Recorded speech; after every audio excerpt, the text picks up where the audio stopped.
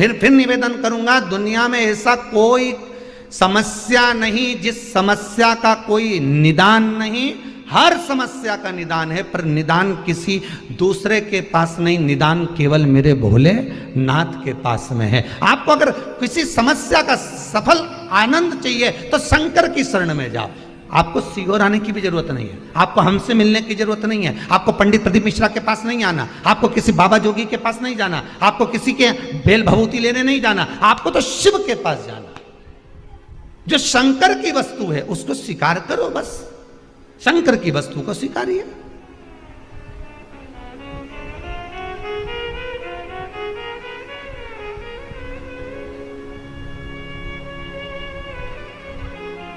शंकर की वस्तु को स्वीकार करना चालू कर दीजिए। अरे भाई, शिव महापुराण की कथा तो यहां तक कहती है,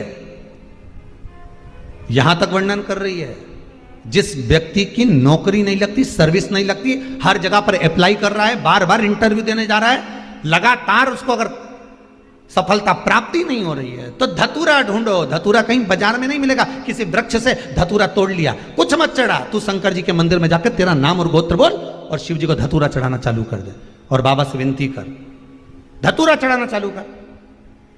अब धतूरा कोई बहुत कीमती होता है क्या? बहुत पैसे का मिलेगा क्या? कहीं पे भी मिल जाएगा। धतूरा तोड़ और चढ़ा शंकर जी को। रोज नियम बना ले कि एक धतूरा मैं शंकर जी को चढ़ाऊंगा, प्रतिदिन चढ़ाऊंगा, शिव जी से जाकर निवेदन करूंगा प्रतिदिन। शंकर जी की प्रिय वस्तु में धतूरा, बेलपत्र आदि कादि की तो है, क्या है? चढ़ा रोज एक धतूरा, फिर वही धतूरा जिसके यहां तू इंटरव्यू देने जा रहा है उसी के सिर पे चढ़ गया। जो तूने शिव जी के चढ़ाया वही धतूरा वहां चढ़ा है, तो क्यों चिंता करता? खिड़कियां खराब हो गई, खिड़की बक्सों के पास बैठना पड़ रहा है। कहीं बोल रहा महाराज इतनी खिड़कियां बेकार हो गई कि यहीं का नहीं दिख रहा है। सोफा सेट चले गया, सागौन की लकड़ी का, डॉक्टर के पास गया, साजड़ की लकड़ी का प्लाईवुड का लगवाया, ऐसा प्लाईवुड का कि रोज निकाल के फ्रिज में रखना पड़ता, कटोरी में रोज प्रतिदिन। खाओ जब बत्ती सी याद आती है, पढ़ो जब चश्मा याद आता है, और मरो तब राम याद आता है। धन्य है।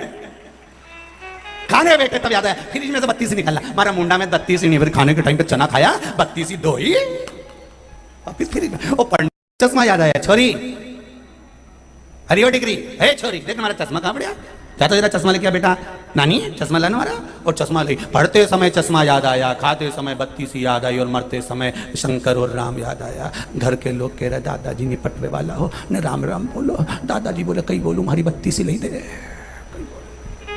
फ्रिज में धर दिया। फिर कहीं की छोरी आई, उन्हें क्या दादाजी अब तुम्हारा शरीर कई काम नहीं आई रहा, ठंडा पड़ गया हो। दादाजी बोले तेल ही नहीं भरूंगा, चिंता मत करो। फिर तीसरी आई, उन्हें कहा नीचे गोबर से लीप तो दादाजी के सुलाना पड़ेगा। दादाजी के नीचे सुलाया, थोड़ी देर बाद दादाजी बोले रे पानी पता सा लिया, वापस बैठ गया, फिर वापस।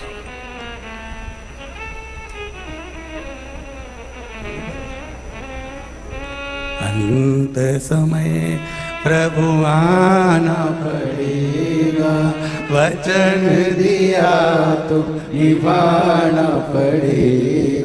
आए ना आए प्रभु कुटुंब कभी ना, अंत समय प्रभु आना पड़ेगा।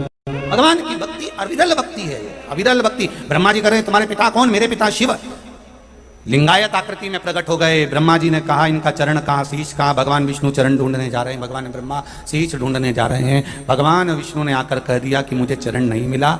सत्य एक बार बोलना पड़ता है, और वो भगवान विष्णु ने कह दिया। इसलिए स्कंद पुराण से सत्यनारायण भगवान की कथा निकली है।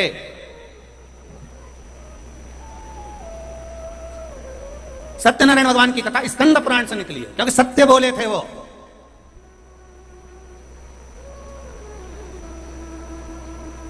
अब आज का जमाना में तो सब झूठा नंबर 1 का। बैठे दुकान पे, व्यापारी का फोन आ गया, कहाँ हो सेठ जी? घर पे। कहां बैठा था? दुकान पे। झूठ झूठ, कितना संसार में झूठ। एक गुरुजी के पास एक चेला पहुंचा, गुरुजी मुझे तुम्हारा फोटो चाहिए। गुरुजी ने कहा मैं मेरा फोटो का कहीं करेगा? नहीं गुरुजी तुम्हारा फोटो दे दो, मेरे को जरूरी चाहिए। कहाँ लगाएगा? तो कि दुकान में लगाऊंगा। गुरुजी खुश हो गए, मेरा चेला कितना जोरदार, मेरा फोटो दुकान में लगाएगा। फिर गुरुजी ने पूछा दुकान में क्यों लगाना चाहता है? गुरुजी व्यापारी आते हैं, बार बार कसम खाना पड़ती है, तो तुम्हारी खजूंगा। गुरुजी बोले आग लगा, मारी कसम। एक फोटो मत देना इसको, एक फोटो मत देना। गुरुजी ने कह दिया उस दिन से हमारी सेल्फी कोई नहीं लेगा, कोई फोटो नहीं। अब कसम खाए झूठी तो कई मतलब का जीवन, क्या मतलब?